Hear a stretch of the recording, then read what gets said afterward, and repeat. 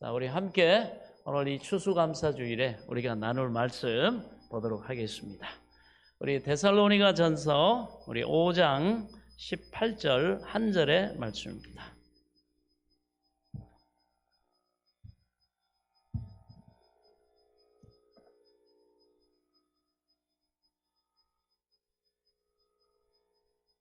예, 맞습니다. 자, 우리 한 목소리로 같이 한번 읽어보도록 하겠습니다. 시작. 범사에 감사하라. 이것이 그리스도 예수 안에서 너희를 향하신 하나님의 뜻이니라. 아멘. 하나님 감사합니다. 오늘도 추수감사주일에 우리에게 주시는 이 생명의 말씀이 함께하는 모든 이들에게 은혜가 되게 하여 주시고 진정 하나님 앞에 감사하는 인생을 살도록 복을 내려 주옵소서. 겸손히 들을 귀와 깨달을 영을 주의 성령께서 역사해 주옵소서. 예수 그리스도 이름으로 기도하옵나이다. 아멘. 할렐루야. 오늘 이 추수감사절의 유래는요, 하나님께서 이스라엘 백성을 애굽에서 430년 동안이나 종살이를 하고 고통당하던 그 이스라엘 백성들을 모세를 통해 해방을 시키시고, 그리고 그들을 이끌어내셔가지고 광야를 지나서 적과 꿀이 흐르는 가나안 땅으로 하나님께서 데리고 가셨습니다. 그리고 그 가나안 땅에 들어가가지고 그들이 농토를 개간하고 그 다음에 곡식을 심고 거두고 그렇게 살 때 하나님께서는 반드시 추수한 것으로 하나님 앞에 감사하라 이렇게 명령을 하셨어요. 그래서 이 땅을 주시고 또 먹을 것과 그들이 하는 모든 생업에 복을 주신 그 하나님 앞에 감사하라는 것입니다. 그렇게 할 때 하나님께서는 그들의 또 앞으로의 삶에도 감사할 것이 있는 그런 은혜를 베푸시고 하나님이 복을 주시고 하나님이 지켜주시고 하나님이 그들이 하는 모든 일이 참으로 열매를 맺도록 그렇게 역사해 주시겠다 이렇게 말씀하시면서 하나님이 이 추수감사주일 이것을 너희가 지켜야 된다. 그래서 출애굽기 34장 22절에 보면 이스라엘 백성들이 이렇게 명령을 하셨습니다. 77절 곧 맥추절의 초실절을 지키고 가을에는 수장절을 지키라. 수장절 곧 이 추수감사를 말합니다. 1년 동안에 농사지은 모든 것들을 다 걷어들여서 이제 곳간에 다 차곡차곡 쌓은 다음에 너희는 하나님 앞에 감사의 이런 예배를 드리고 감사의 절기를 지켜라 이렇게 말합니다. 그러면서 어떻게 감사했냐? 그 이스라엘 백성들은 출애굽기 22장에 보면 너는 내가 수고한 것과 내가 짜낸 접을 바치기를 더디하지 말지며 바치기를 더디하지 말라 이렇게 말합니다. 그래서 하나님은 봄에도 이 맥추절을 지키고 가을에 수장절 곧 추수감사들도 지키고 이 하나님께서 은혜를 베푸신 그것을 어떻게 해요? 감사함으로 하나님 앞에 영광을 돌려라. 또 무슨 즙을 짰으면 그것도 하나님 앞에 그러면 뭐 다 드리라는 게 아니라 상징적으로 감사로 이렇게 하나님이 이 모든 것을 주셨다 하는 그런 표현으로 하나님이 드리라고 말씀을 하셨습니다. 왜냐하면 이 우주 만물은 다 하나님이 창조하신 것입니다. 우리는 이 우주 만물 가운데 주인이 아니라 청직이라는 것이죠. 하나님께로부터 우리가 받아서 쓰고 있는 관리하는 청지기라는 것입니다. 그래서 청지기는 하나님이 주신 것을 대리로 맡아서 누리는 것이기 때문에 주인이신 하나님에게 우리가 복받은 것을 반드시 감사로 드려야 할 것을 말합니다. 이것은 하나님께서 우주 만물의 주인이시오 주권자가 되신다는 것을 그 마음 가운데 반드시 시인하고 그것을 고백하기 위해서 주님께서 그렇게 하신 겁니다. 그리고 그것을 진정으로 믿는 사람들은 기쁜 마음으로 감사한 마음으로 순종해서 드린 것입니다. 그리고 잠언 3장 9절에서 10절을 보면 내 재물과 내 소산의 처음 익은 열매로 여호와를 공경하라. 그리하면 내 창고가 가득히 차고 내 포도즙 틀에 새 포도즙이 넘치리라. 아멘. 이렇게 하나님이 축복을 약속해 주셨어요. 그래서 우리 하나님께서 우리에게 복을 주시는 하나의 조건으로 우리 하나님 앞에 먼저 처음 익은 열매로 감사하고 하나님을 예배하는 것이다. 이렇게 말씀을 하고 계십니다. 하나님이 이와 같이 실제로 우리의 물질을 가지고 감사하고 예배하면 하나님께서 그 조건 위에 하늘 문 여시고 복을 주셔서 우리 창고가 가득하고 포도즙 틀에 새 포도즙이 넘치도록 비우릅니다마는 우리가 하는 일에 이렇게 은혜와 복을 주시겠다, 그렇게 만들어 주시겠다 약속을 하고 계심을 믿으시기 바랍니다. 그래서 하나님은 우리 하나님의 백성들이 와서 하나님 앞에 감사하기를 굉장히 고대하고 계십니다. 그래서 시편 50편 23절에 보면 감사로 예배하는 자가 나를 영화롭게 하나니 그 행위를 옳게 하는 자에게 내가 하나님의 구원을 보이리라. 그래서 구원받은 하나님의 백성들은 항상 입술로 감사와 찬송을 드리고 우리의 생활로 이렇게 하나님께 감사의 제물을 드려야 하는 겁니다. 그래서 오늘날도 하나님께서 우리 앞에 젖과 꿀이 흐르는 그런 약속의 땅, 가나안 땅을 예비하고 계십니다. 아멘. 그리고 우리에게 궁극적으로 영원한 천국을 하나님이 예비하고 계십니다. 그래서 우리 하나님께서는 예수 그리스도 그 십자가를 통해서 우리에게 가나안 땅, 약속의 땅, 영원한 천국을 예비해 놓으신 겁니다. 그래서 다윗은 말하기를 여호와는 나의 목자시니 내게 부족함이 없다 이 고백했는데 바로 우리 하나님께서 우리에게 부족함이 없는 그런 푸른 초장과 쉴만한 물가는 바로 십자가 밑에서 나타난 은혜인 것입니다. 예수님이 우리를 대속하시고 우리가 하나님과 원수가 아니라 이제 예수님이 피 흘려 대가를 치르심으로 하나님과 화목하게 되고 심지어 하나님의 자녀가 되고 이제 무엇이든지 구하는 대로 응답해 주시는 바로 그러한 복된 삶을 예수님을 통해 살게 하셨기 때문에 우리가 십자가 밑에서 나타나신 은혜가 바로 우리의 목장이요 우리의 가나안 땅인 것입니다. 우리가 십자가를 통해서 하나님께서 예비해 놓으신 그 축복의 가나안 땅에 들어가기 위해서는 우리가 원망, 불평, 탄식을 우리는 치워버려야 됩니다. 아멘.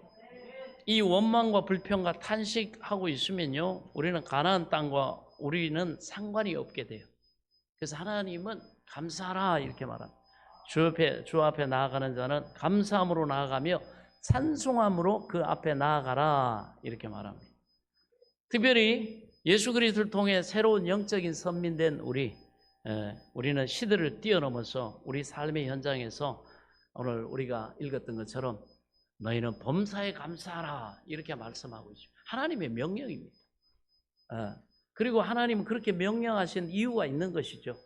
그러면 우리의 삶의 현장에서 어떻게 이 범사에 감사하라고 하는 이 말씀에 순종하면서 하나님의 뜻을 순종하고 따르며 살 것인가 하는 것인데 우리 인생을 살면 어떻습니까? 우리가 기쁨과 또 평안 속에 있을 때는 자연스럽게 우리는 감사가 나오죠. 하지만 예상치 못한 문제, 여러 가지 또 원치 않는 질병, 관계, 사람과의 관계의 갈등, 삶의 고난이 찾아올 때 이 감사라는 말은 멀리 있는 단어처럼 느껴집니다. 그런데 이 사도 바울은 오늘 우리가 읽은 데살로니가 전서를 쓴 이 사도 바울은요 그런 우리의 현실을 너무나 잘 압니다. 인생이 어떻게 살아가는 환경도 이 사람은 잘 알아요. 그런 걸 알면서도 범사에 감사하라 이렇게 말합니다. 여기서 범사라고 하는 이 말은 에판티라는 단어인데 우선 어떤 일이든지 어떤 형편에 처하더라도 감사하라 이 말이죠. 또 한 가지 의미는요 그리고 모든 일에 감사하라. 그리고 또 하나가 있는데 무슨 일이 일어나도 감사하라. 하나님이 이렇게 말씀하시는 다 이유가 있지 않겠습니까? 다 뭐 비슷비슷한 얘기입니다만은 범사에라는 말은요 우리가 좀 앵글을 바꿔서 이렇게 보면은 세 가지 의미를 함축하고 있는 겁니다. 그래서 좋은 일에도 감사할 뿐만 아니라 우리가 안 좋은 일에도 감사해야 된다는 거죠. 그리고 또 사소한 일에도 감사할 뿐만 아니라 큰 일에도 감사해야 되고 그리고 인생의 양지를 만났을 때도 양지에 있어도 감사해야 되고 음지에 있을 때도 감사해야 된다는 것입니다. 이것이 뭐예요? 하나님의 명령이요 뜻이라는 거예요. 누구? 예수 그리스도를 믿음으로 거듭난 하나님의 자녀들, 영원한 영생을 얻었고 부활에 참여하고 영원한 하나님의 집 천국에 이르게 될 하나님의 택함 받은 백성들은 바로 범사에 감사하라는 것입니다. 그것이 하나님의 뜻입니다. 그래서 감사하지 않고는 지나가는 것이 하나도 없게 하라. 이게 바로 이 범사에 감사라는 말씀의 참 뜻입니다. 우리가 결코 소홀히 읽고 그렇게 넘어갈 수 없는 본문입니다. 중요한 것은 도대체 어떻게 범사에 감사하고 살 수 있을까? 이제부터 우리 고민이 시작됩니다. 우리가 만약에 하나님의 명령 앞에서, 뜻 앞에서 우리가 고민이 안 된다고 한다면 여러분, 아직도 그것은 우리가 이 말씀을 읽으면서 와닿지 않는다고 한다면 아직도 말씀하고 접촉이 안 되는 거예요. 자, 여러분, 이 범사라는 이 말이 얼마나 우리에게 부담을 줍니까? 이 말씀을 이거 어떻게 실천하란 말이냐 하고 고민이 안 생길 수가 없죠. 하나님의 뜻대로 살려고 하는 믿음의 자녀들이라면 하나님이 무슨 말씀 하시든지 말든지 나하고는 상관이 없어, 관심 없어, 이런 사람이야 여러분 아무 부담이 안 되겠죠.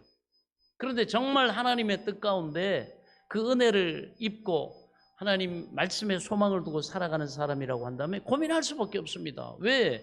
우리의 삶에는 정말 범사의 모든 일에 어떤 일이 일어나도 다 감사할 수 있는 그런 감사할 수 있는 마음이 쉽지가 않기 때문에 그렇습니다. 그래서 이 말씀은 우리가 고민이 안 생길 수가 없어요. 게다가 하나님이 말씀하신 이 감사라는 말이 무슨 뜻인지 우리가 성경 본문의 내용을 제대로 알면요, 우리가 더 고민이 생깁니다. 하나님이 말씀하시는 감사는 그냥 막연히 아유 고맙다 하고 느끼는 느낌이 아니에요. 아주 구체적입니다. 그것을 느낌을 가지고 아이고 그래 고맙지 이것을 성경은 감사라 그러지 않습니다. 시편 116편 12절부터 보면 이렇게 말합니다. 여호와께서 내게 주신 모든 은혜를 무엇으로 보답할꼬? 내가 구원의 잔을 높이 들고 여호와의 이름을 부르며 여호와의 모든 백성들 앞에서 나의 서원을 여호와께 갚으리로다. 참으로 아름다운 성경 구절입니다. 여호와께서 내게 주신 모든 은혜를 무엇으로 보답할까?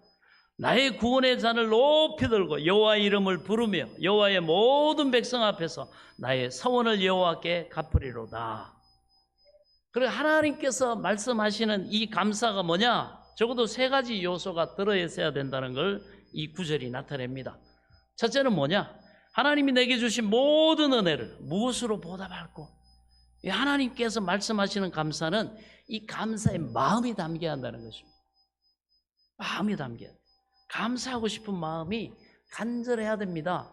간절한 마음을 담은 감사를 하나님이 원하신다는 거예요. 건성건성 그냥 입으로만 하는 감사가 아니라는 거예요. 마음에 정말 감사가 담겨서 무엇으로 보답했으면 좋을까? 어떻게 보답하는 것이 하나님께 감사할 수 있을까? 이런 간절한 마음을 담은 것이 감사요. 아멘. 여러분 우리 일을 한번 비춰보세요. 하나님이 이런 은혜를 주신단 말이에요. 이걸 믿고 이 하나님의 뜻을 행하려고 하는 사람에게는 하나님 그렇게 살 수 있는 은혜와 복과 능력을 주시는 줄 믿으시기 바랍니다. 하나님의 말씀은 예하면요, 예수 그리스도 안에서 반드시 예하고 아멘하고 겸손히 받은 사람, 그것을 힘쓰는 사람에겐 하나님이 능력도 주시고 은혜도 주시고 환경도 바뀌어서 어떻게 합니까? 예가 되도록, 그렇게 살 수 있도록, 그런 은혜를 누리도록 도우시는 줄 믿으시기 바랍니다. 자, 그리고 또 하나는 여호와의 이름을 부르며 이렇게 말합니다.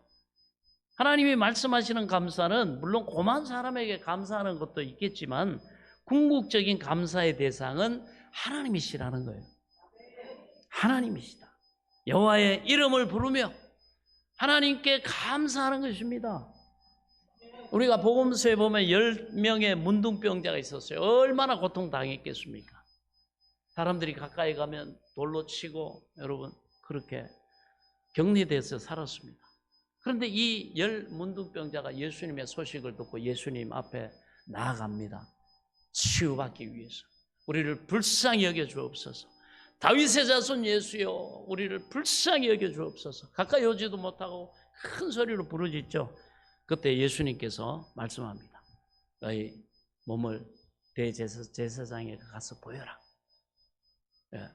그래가지고 이들이 그 예수님의 말씀을 믿고 이들이 갑니다. 그래서 가는데 제사장을 만나러 찾아가는 도중에 이들의 병이 문둥병이 다 나았어요. 할렐루야. 주님의 말씀에 순종해 가니까 이 순종이 여러분 제사보다 낫습니다. 하나님이 명하시고 말씀하시면 순종해 보면 왜 그렇게 말씀하셨는가가 이해가 돼요. 그러나 순종하지 않고는 도대체가 알 수가 없습니다. 대부분 여러분 원망 불평하는 사람의 특징이 뭔지 아세요? 순종을 안 해봐요. 그리고 막 이렇게 저렇게 막 함부로 말합니다. 순종해 본 사람은요 함부로 말할 수가 없어요. 하나님의 말씀이 맞아. 하나님의 말씀에 순종했더니 이렇게 하나님이 은혜를 주셨어. 그래서 하나님이 이렇게 내게 명하신 거야. 할렐루야. 여러분 이런 은혜가 체험이 됩니다. 그래서 순종이 여러분 제사보다 낫다는 사실을 믿으시기 바랍니다. 그래서 제사장을 찾아가는 도중에 병이 나왔어요. 그래서 9명은 와, 내 병이 나왔네. 아이고 고마워라. 아이고 고마워라. 예수님 정말 고마워라. 이렇게 말하면서 감정을 느끼면서 고맙다는 느낌을 가졌지만 그들은 더 이상 다른 행동을 하지 않았습니다. 그런데 그 가운데 단 한 사람, 이 사마리아 사람은 병이 나왔습니다. 이거 기가 막힌 거 아니에요.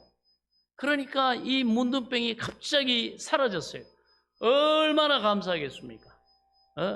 성경에 보면 하나님이여 감사합니다 하고 이 사람이 막 소리를 지르면서 그 다음에 가던 길을 돌이킵니다. 가던 길을 돌이켜가지고 제법 먼 거리가 떨어져 있는데도 예수님에게 도로 달려왔어요. 그리고는 예수님 앞에 넙적 엎드려서 주님 앞에 경배하면서 감사를 드렸습니다. 하나님 앞에 감사를 드렸어요. 예수님 앞에. 그래서 여호와의 이름을 부르며 하는 말은 이렇게 하나님 앞에 경배하며 감사하는 것을 말합니다. 그리고 나의 소원을 여호와께 갚으리로다 하는 것은, 소원이라는 건요, 하나님 앞에 기도하면서 우리가 너무 간절하니까 하나님 만약에 내 기도에 응답해 주시면 내가 이렇게 하나님 앞에 드리겠습니다. 이렇게 감사하겠습니다 하면서 이렇게 조건을 가지고 하나님 앞에 기도하는 거예요. 그러면 하나님이 응답해 주시면 그것을 갚는 것을 말합니다. 그래서 하나님이 내 기도를 들어주시고 내게 응답해 주시면 나는 이렇게 하겠습니다. 그래가지고 하나님께서 그 기도를 응답해 주셨어요. 그러면 그게 너무너무 감사해가지고 자기가 서운한 것을 그대로 시행하는 것이죠. 우리가 성경 구약에 보면 한나라는 여인이 아들이 없어가지고 자식이 없어가지고 그렇게 둘째 작은 그런 뭡니까 뭐라 그래야 되나 작은 처한테서 너무너무 첩한테 뭐 구박을 많이 당했어요.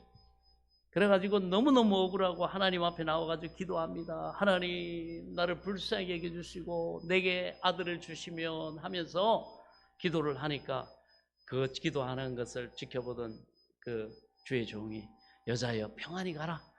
오늘 네 기도를 하나님께서 들으셨다. 그걸 믿고 돌아가지고는요 얼굴에 이제는 더 이상 근심 걱정하지 않고 응답 받았으니까 주의 종이 그렇게 선포했으니까 될 거라고 믿고 그때부터 먹고 밝게 웃으면서 그렇게 꾸미고 그렇게 했더니 정말 하나님이 그 자녀를 하나님이 주셨습니다. 너무너무 감사해가지고 어떻게 하느냐, 하나님 앞에 아들을 하나님 앞에 바쳤습니다. 만약에 하나님께서 그 아들을 받기 전에 이렇게 기도했어요.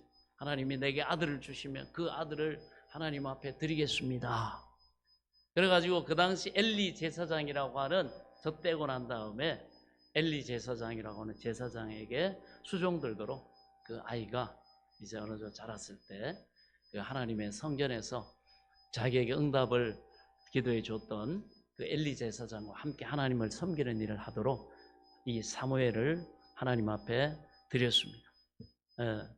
그랬더니 하나님께서 다시 이 태를 여시고 복을 주셔가지고 아들, 딸 5을 더 낳게 하셨어요. 할렐루야. 그렇습니다. 하나님은 이 감사하는 자에게, 이 소원을 갚는 자에게 이렇게 은혜를 주십니다. 그리고 우리가 잘 아는 이 다윗 왕은 하나님 앞에 평생 기도한 것을 다 받고 나니까 너무너무 감사해가지고 말년에는 자기 자신이 인생 살아가면서 쌓았던 금은 보화 모든 재산을 하나님 성전 짓는데 다 바치고 말았습니다. 그렇습니다. 이 진정한 감사는 손에 내 마음을 표현할 수 있는 예물을 들고 나오는 것입니다. 하나님이 원하시는 감사는 그런 거예요. 그러므로 여러분, 이런 감사할 수 있는 복된 은혜가 있기를 축원합니다. 얼마나 여러분 감사할 것이 크면 하나님 앞에 그렇게 감사함으로 예물도 드리고 하나님의 이름을 부르고 여러분 이렇게 감사할 수 있겠죠. 이 삶이 어찌 여러분 복되다고 하지 않을 수 있겠습니까? 인생을 살아도 뭐 하나 감사할 게 없고 늘 원망, 불평, 여러분 절망 가운데 산다고 생각해 보세요. 뭐 지옥 가서 지옥입니까? 그 자체가 지옥이지. 맞아요? 틀려요? 감사가 없는 인생은 여러분 지옥 같습니다. 여러분 기업가들의 특징, 그 대기업을 하거나 그 번실한 기업을 경영하는 오너들의 그 얘기를 들어보면 특징 가운데 하나가 있어요. 정말 앞으로 발전 가능성이 있고 그 조직에서 정말 필요로 하는 사람들의 특징이 첫째, 입술에 감사가 있다는 거예요. 감사가.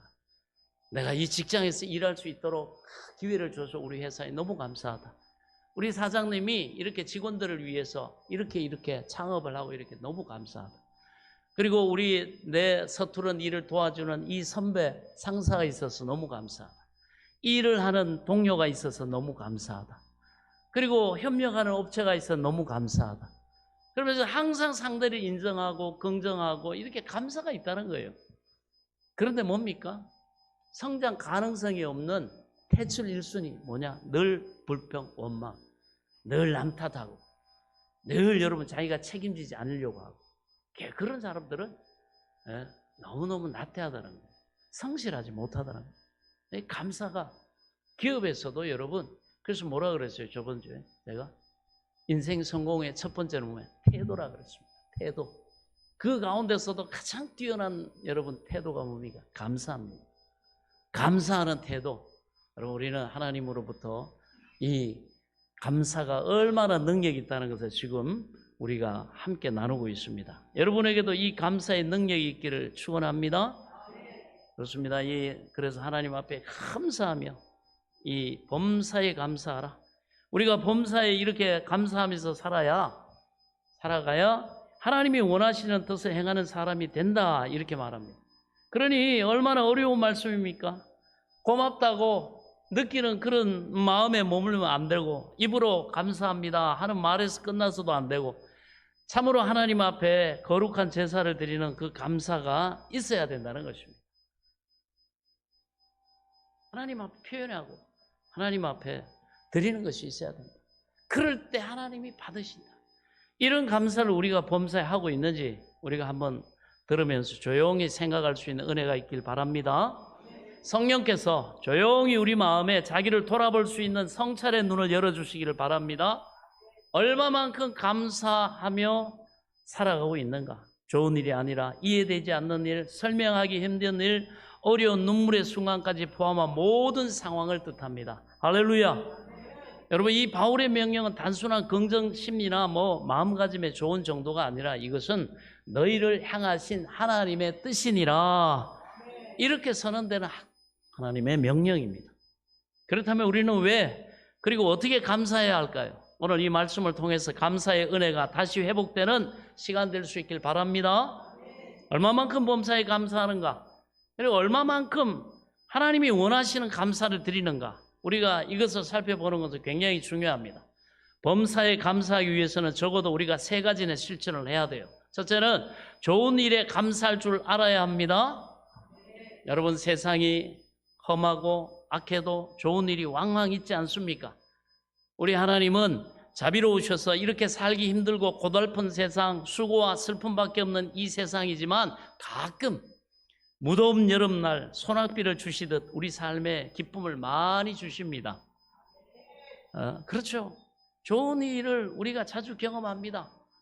여러분 모두가 아시겠지만 자녀를 낳고 키우는 일이 얼마나 수고롭고 힘든 일입니다만 그 자녀를 키우면서 우리는 좋은 일을 자주 맛봅니다. 그렇죠? 그리고 또 부부가 가정생활 하는 것이 평생 부부로 사는 것이 솔직히 굉장히 희생과 인내와 또는 고통을 감내해야 합니다.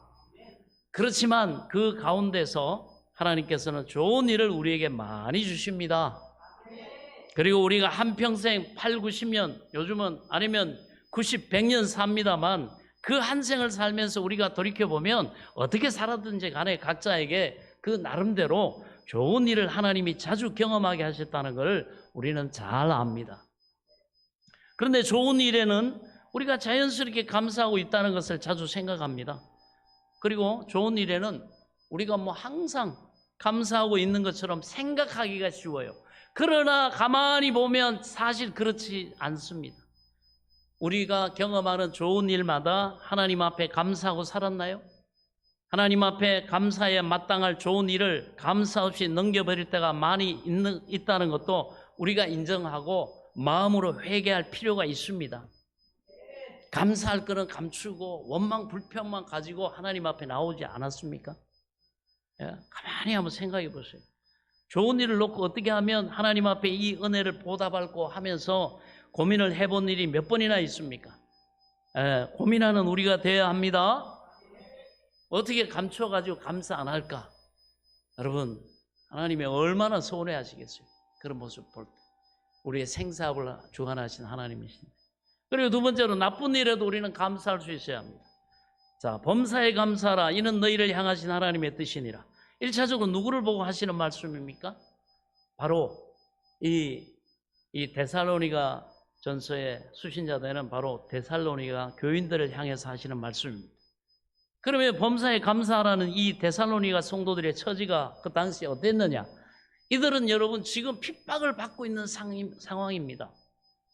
좋은 때가 아니에요. 평안히 살고 있는 것이 아닙니다. 예수 믿었다고 복을 받았다고 좋아하는 그런 상황이 아니에요. 이들은 지금 엄청난 핍박을 받고 있습니다. 그래서 데살로니가 전서 3장 4절을 보면 이렇게 말합니다.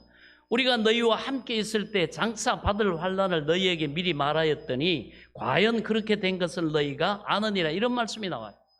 바울이 그들을 전도할 때 너희는 예수 믿으면 핍박을 받을 것이다.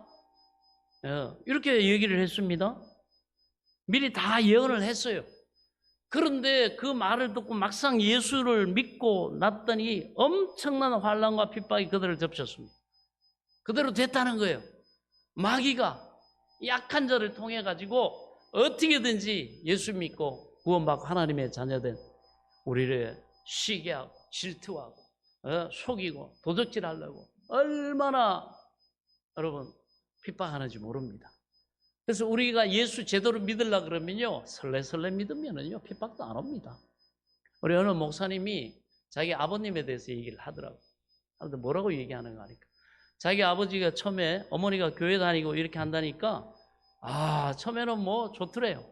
아이고 당신이 뭐 착하게 살려고 그러니까 교회 가면 좋은 말 듣고 배우고 하니까 자기 아내가 자기 열심히 또 회사 생활하고 또 이렇게 하는데 뭐 우리 아내가 선하게 살려고 하니까 너무너무 좋아.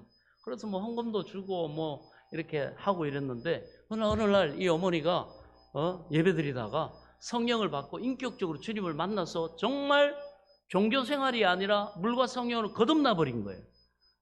정말 천국과 지옥이 있고 영원한 천국이 있고 부활이 있고 그 다음에 성령이 자기 안에서 자기가 하나님 자녀 됐다는 거에 대해서 깨워주신 거예요. 그러니까 삶이 완전히 달라졌습니다. 하나님을 사랑하고 뜨겁게 기도하고 예배하고 복음을 전하고 이러니까 놀랍게도요 마귀가 그걸 안다는 거예요. 그날부터 아버지의 눈빛이 달라져요. 이제는 어머니가 교회 가는 걸 반대하고 그 다음에 그렇게 어머니에게 자상하고 그렇게 잘 대해주던 그 아버지가 이제는 어머니를 심지어 때리고 그런 걸 봤다고요. 그러나 그 과정을 통해서 아버지가 하나님 앞에 하나님이 은혜를 주시고 또 이렇게 징계를 받고 하는 과정을 통해서 그 아버지도 어머니의 기도와 그것을 통해서 예수를 믿게 되고 그 고통의 핍박의 시간이 있었지만 어머니가 거기에서 타협하지 않고 믿음을 지키고 기도하고 나아갔더니 그 아버지까지 그리고 자기도 예수 믿게 되고 이렇게 신학을 하고 목회자에게까지 들어섰다. 이렇게 간증하는 걸 볼 수가 있었습니다. 여러분 핍박이 뭡니까? 믿음 하나 지키기 위해서 구원 지키기 위해서 천국 지키기 위해서 부활에 참여하는 이 소망을 지키기 위해서 다른 모든 것을 다 포기하지 않으면 안 되는 게 핍박입니다. 이게 핍박이에요. 그 핍박이 지금도 있습니다. 이게 가장 나쁜 일이에요. 가장 나쁘고 힘든 일입니다. 그게 핍박이거든. 지금도 여러분 중국에 가보면 정부와 결탁을 해가지고 정부와 호흡을 맞추고 정부의 비위에 맞추는 삼자교회는 버젓이 교회 문 열어놓고 예배를 드리는데, 신은 없다, 하나님은 없다 이렇게 주장하는 공산주의와 타협하지 않기 위해서 복음을 들고 투쟁한 그 지하교회는 지금도 핍박을 받고 있거든요. 선교사들, 중국에 있는 선교사들 다 추방됐습니다. 우리 가면 뭐 잡으면 예배 드리다가 잡히면 말을 안 한대요. 데리고 가가지고 너 국적이 어디야? 안 묻는데요. 왜? 외교 문제가 생길 수 있으니까 아주 머리를 아주 비상하게 쓰는 거예요. 한국 목사님들이 가서 복음 전하고 뭐 신학 이렇게 말씀 가르치고 이러다가 붙잡혔어요. 데리고 가가지고 공안에 데리고 가가지고 어떻게 하나? 첫째 무조건 두드리고 팬답니다. 그냥 막 인권이고 뭐고 두드리고 패가지고 완전히 사람 초죽음을 시켜놓고 그 다음에 묻는데요. 어디서 왔어? 이렇게 핍박을 합니다. 그 다음에 여러분 아프니까 여러 나라에서 지금 뭐 중동의 전쟁이다. 그 다음에 뭡니까? 저기 우크라이나 전쟁이다. 그래가지고 세계 여론들이 눈이 그쪽에 가 있는 틈에 얼마나 많은 그리스도인들이 지금 학살당하는지 몰라요, 여러분. 이슬람권의 그 아프리카 그 나라들 중에 인도네시아도 마찬가지고요.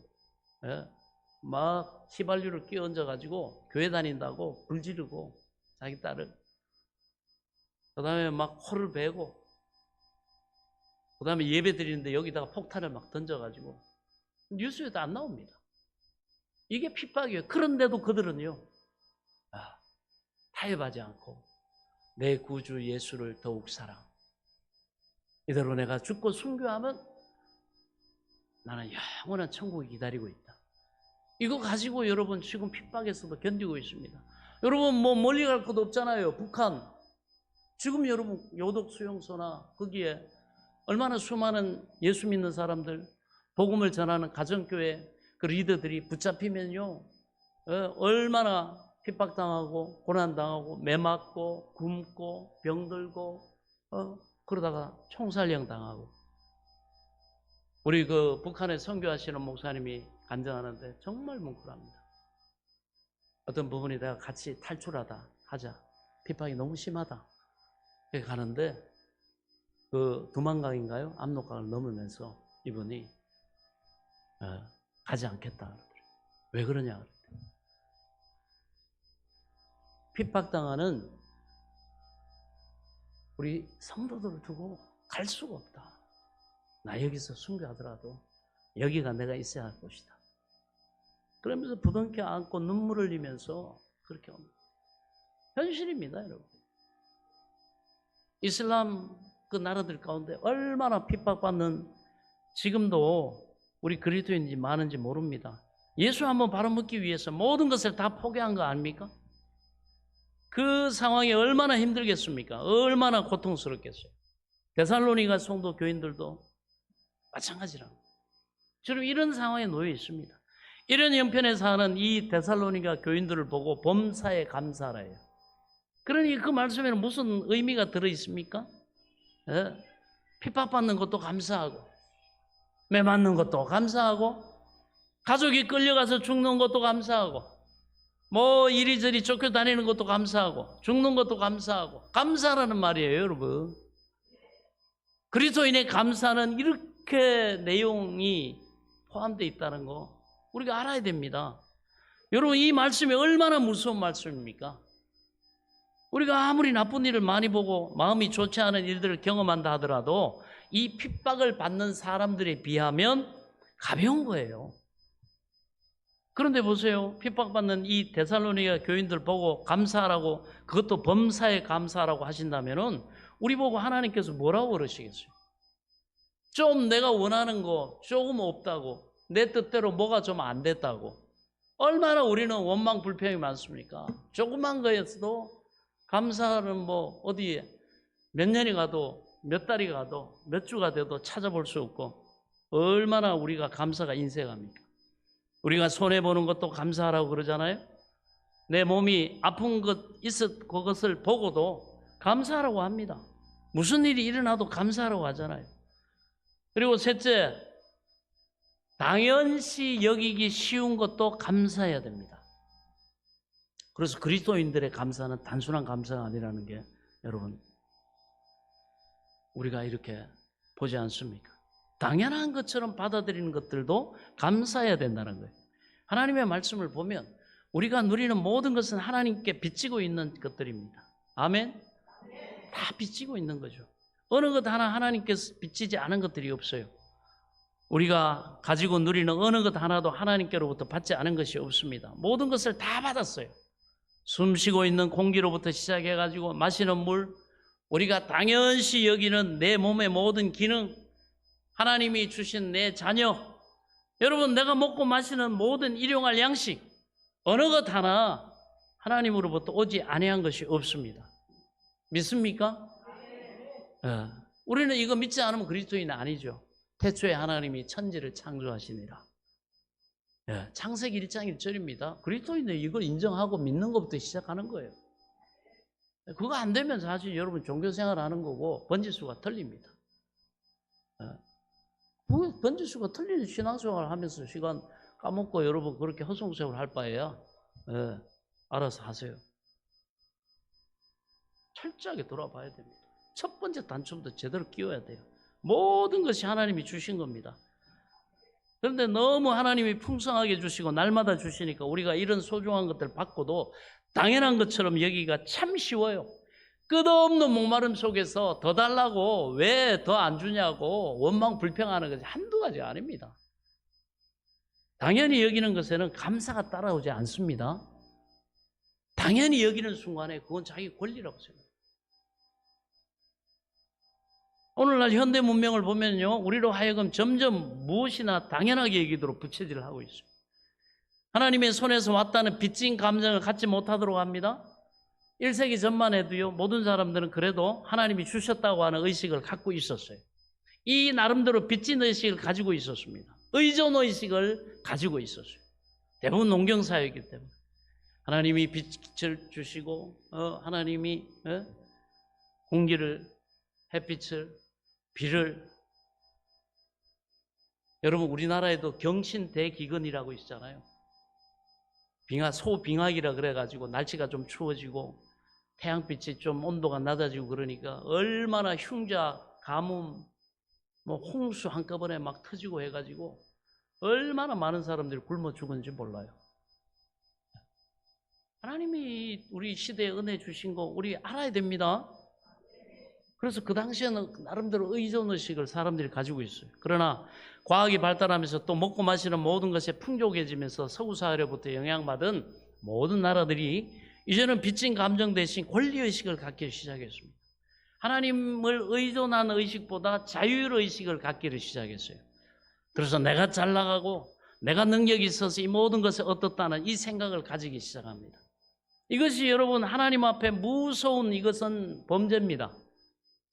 인간이 짓는 가장 무서운 범죄예요. 하나님의 손에서 우리가 받지 않은 것 하나도 없습니다. 하나님의 손에서 받았기 때문에 우리는 감사할 의무가 있는 것입니다. 아멘. 어거스틴이 말한 것처럼 그리스도인은 머리부터 발끝까지 할렐루야다. 머리부터 발끝까지 하나하나 살펴보면 하나님이 주시지 않은 것이 없습니다. 그러니까 어느 것을 봐도 하나님 앞에 감사드릴 수밖에 없다는 것입니다. 할렐루야 할 수밖에 없다는 거죠. 이 제대로 우리가 하나님을 아는 이 지식에 이르면요, 할렐루야가 나오지 않을 수가 없습니다. 이것이 그리스도인입니다. 저나 여러분이나 너무 풍족한 세상 살다 보니까 많이 오염됐습니다. 그래서 빚진 의식보다도 권리의식에 더 오염된 것 같아요. 우리는 일제 식민지 벗어난 지 100년도 되지 않았습니다. 가난한 나라였죠. 설상가상으로 유교라고 하는 끔찍한 동족 상전을 겪으면서 세계에서 가장 가난한 나라였지 않습니까? 그리고 고아들의 왕국이었지 않습니까? 그런 우리나라가 불과 반세기도 되기 전에 이렇게 선진국 대열에 들어간 나라가 되었다는 거, 이거 어떻게 여러분 우연히 한 일이라고 하겠습니까? 수많은 교회들이 기도하고 수많은 순교자의 피를 흘리고 이 나라와 민족을 어떻게든 하나님 앞에 세우고자 하는 그런 여러분 복음을 전하는 뜨거운 그 믿음의 열정을 가지고 하나님을 기쁘시게 했기 때문에 하나님께서 한강의 기적이라고 표현하지만 은혜를 주신 줄 믿으시기 바랍니다. 그것이 놀랍게 우리의 삶에 나타난 바로 그러한 하나님의 은혜라는 것입니다. 이것이 어떻게 우연한 일이라고 할 수 있겠습니까? 세계 많은 나라들이 여러분 출발이 우리하고 비슷하고 같았던 나라들이 많습니다. 그런데 대부분 다 실패했어요.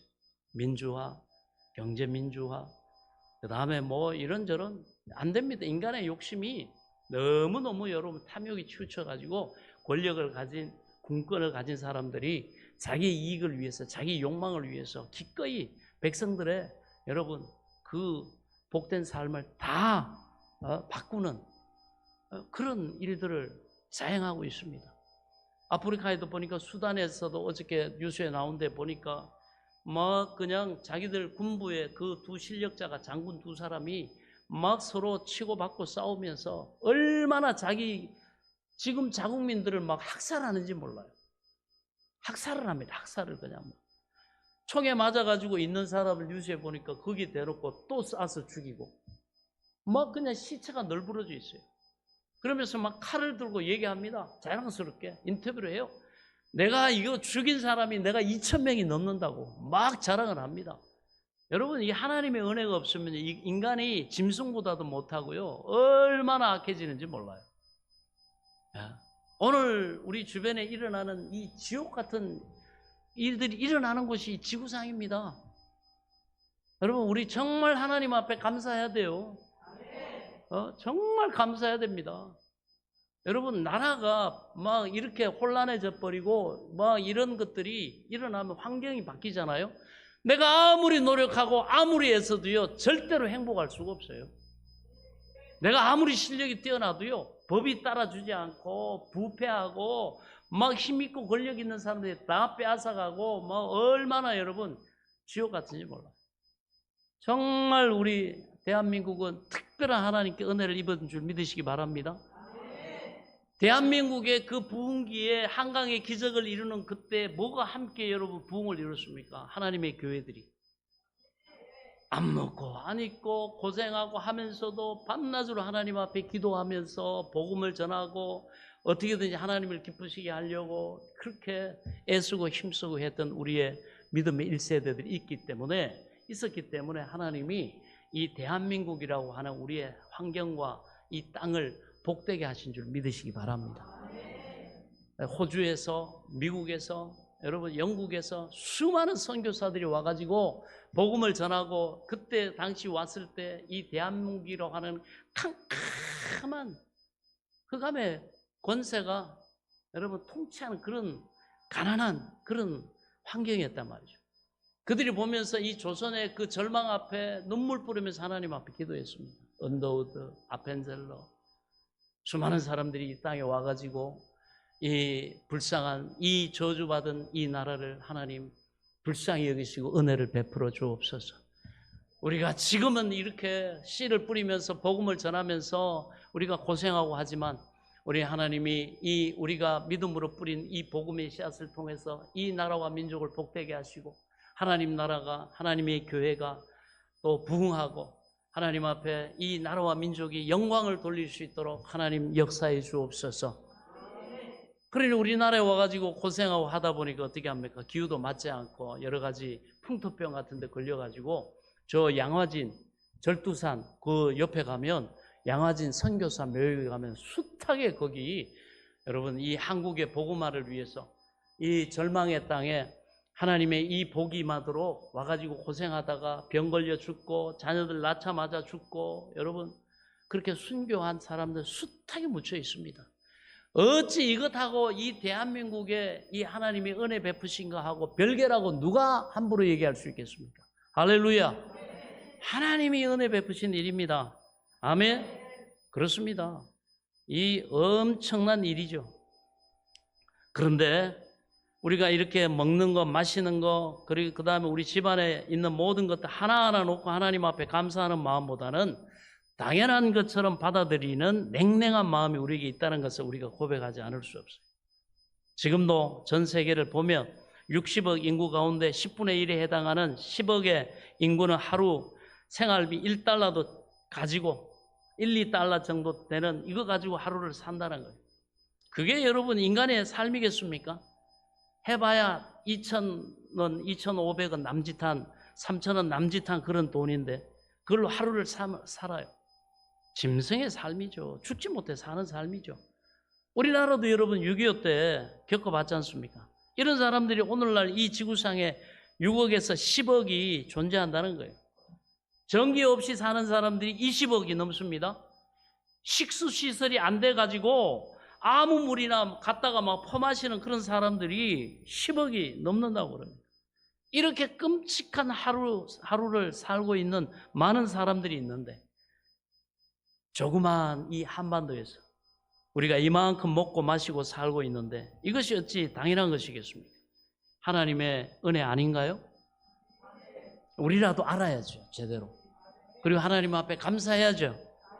아무리 사소한 것이고 아무리 낯익은 것이 날마다 경험하는 것이라고 별로 감동이 없는 것이라 할지라도 이것을 당연시 여기고 넘어가면 안 됩니다. 그래서 우리는 한번 깊이 넓게 이 감사의 절기를 통해서 정말 우리가 얼마나 하나님 앞에 감사할 것이 많은가, 여러분 뼛속 깊이 감사하고 새기는 은혜가 있기를 축원합니다. 그리고 여러분 진실해지시기 바랍니다. 왜 감사해야 되는데 감사하지 않습니까? 왜 원망 불평하고 왜 없다고 늘 하나님 앞에 투정만 합니까? 주신 것에 대해서 우리는 감사할 수 있어야 됩니다. 여러분 한번 종합병원에 한번 가보세요. 병원 앞에 있는 많은 간판들 이거 보면서 한번 돌아다녀 보세요. 그리고 그 안에 어떤 병이 있고 진료 과목들이 있는지, 그리고 한번 의사 만나면 그 의사가 다루는 병이 몇 가지가 있는지 한번 생각해 본 적이 있습니까?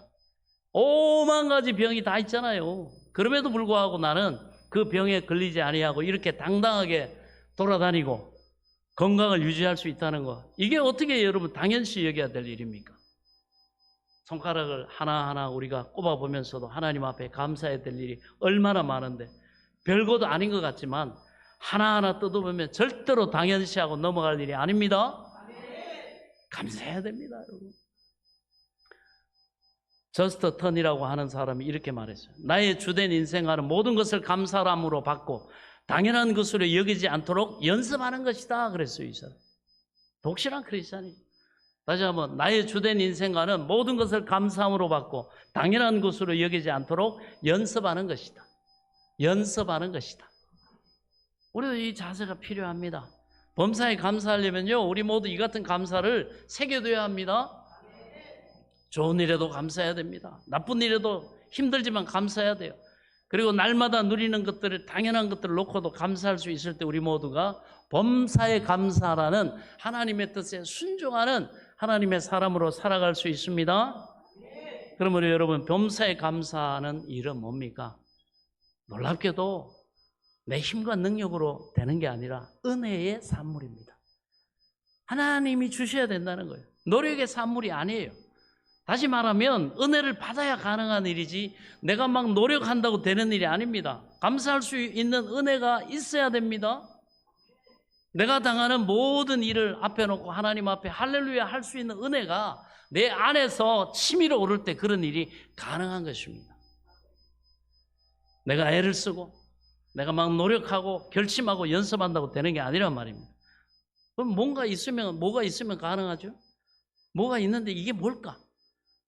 오늘 우리가 이 데살로니가 후서를 가만히 읽어보면 대답은 하나뿐이에요. 데살로니가 이 교인들이 핍박을 받는 과정 속에서도 범사에 감사할 수 있었던 이유가 뭐냐? 이들의 감사의 능력의 배후가 뭐냐? 한마디로 구원의 은혜였습니다.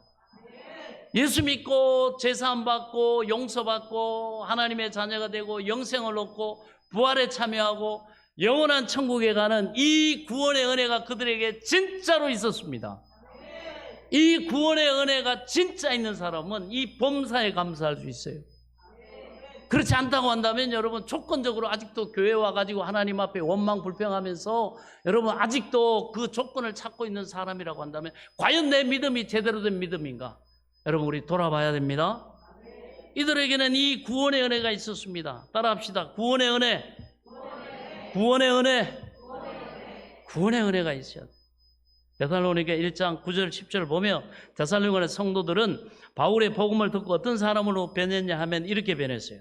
9절 중간부터 보면 너희가 어떻게 우상을 버리고 하나님께서 돌아와 살아계시고 참되신 하나님을 섬기는지와 또 죽은 자들 가운데 다시 살리신 그의 아들이 하늘로부터 강림하신 것을 너희가 어떻게 기다리나니. 이걸 설명하면은 이 데살로니가 교인들은 예수를 믿고 나서 과거에 자기가 숭배하던 그 모든 우상을 버리고 회개하고 다 버렸습니다. 그리고 버리기만 한 게 아니라 그리고 살아계신 하나님 앞으로 돌아와 가지고 하나님을 섬기는 구원받은 사람들이 되었습니다. 구원받은 사람들이 됐어요. 그 구원의 은혜를 얻었습니다. 그리고 더 나아가 예수님 재림하실 때 예수님과 함께 들어가 하나님과 함께 영원히 살 새 예루살렘의 영광을 바라보고 살게 되었습니다. 이 데살로니가 교인들의 배후에는 이런 구원의 은혜가 있었습니다. 할렐루야! 이런 여러분들의 감사의 배후에 이 구원의 은혜가 있기를 축원합니다. 그렇기 때문에 그 은혜를 힘입으면 범사에 감사할 수 있다는 것을 지금 하나님의 말씀이 말씀하시는 거예요. 우리가 세상에서 당하는 이런 일 저런 일도 땅에서는 중요하게 보이는 일이지만 내가 들어갈 하나님 나라의 영광에 비추어 보면 그건 잠깐 지나가는 꿈 같은 것이란 말이에요. 그러므로 우리가 좋은 일을 당해도 주여 감사합니다. 나에게는 하나님 나라가 있습니다. 주님이 이렇게 슬프고 아픈 일 당해도 주님 감사합니다.